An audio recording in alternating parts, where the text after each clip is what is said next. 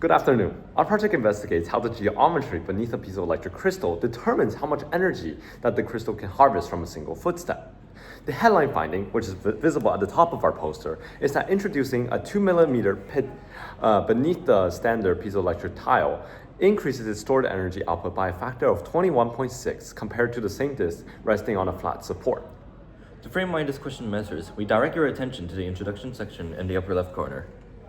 In 2008, East Japan Railway installed piezoelectric tiles at Tokyo Station, generating enough electricity from the commuter footsteps to power the station's signage.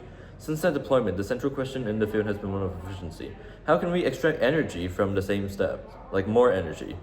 And the conventional answer has been focusing on better materials, including new ceramic compositions and polymer composites. But our hypothesis takes a different path. We propose that the limiting factor is not the crystal itself, but it's with the mechanical environment in which it is mounted. The underlying physics illustrated in this panel right here has been understood since 1880, when Pierre and Jacques Curie first demonstrated the piezoelectric effect.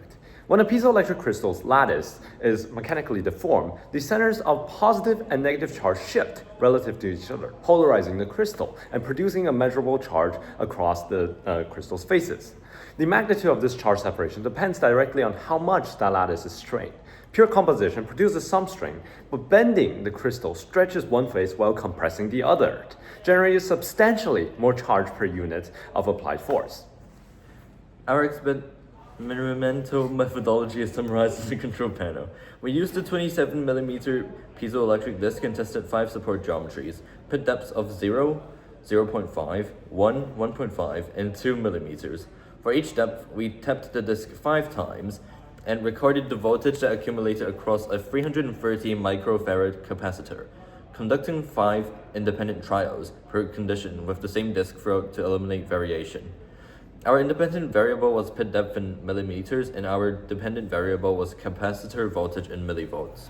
Figure 2 on the right side of this poster shows our principal result. The data follows a saturating exponential curve with a coefficient determination of 0.998, meaning that the model accounts for 99.8% of the variation that we observed. At 0 pit depth, the disk rests along a flat surface and can only undergo direct compression, which produces only a baseline of 50 millivolts. However, as the pit deepens, the disk gains room to flex downward into the cavity, and the bending strain begins to be the dominant form of generating that voltage, and the stored energy thus rises by a factor of over 20. The shape of the curve carries an equally important design. Between 1.5 and 2 millimeters, the curve begins to flatten noticeably. By 1.5 millimeters, we have already captured nearly all of the achievable energy gain, and continuing beyond would compromise the structural integrity of a real-world tile without meaningful electrical return. Therefore, 1.5 millimeters is optimal. In the discussion section at the right, we offer a physical interpretation of these two regimes. The flat baseline represents the compression strain along the crystal's polarization axis, while the rising portion represents the bending strain of the diameter of the disk.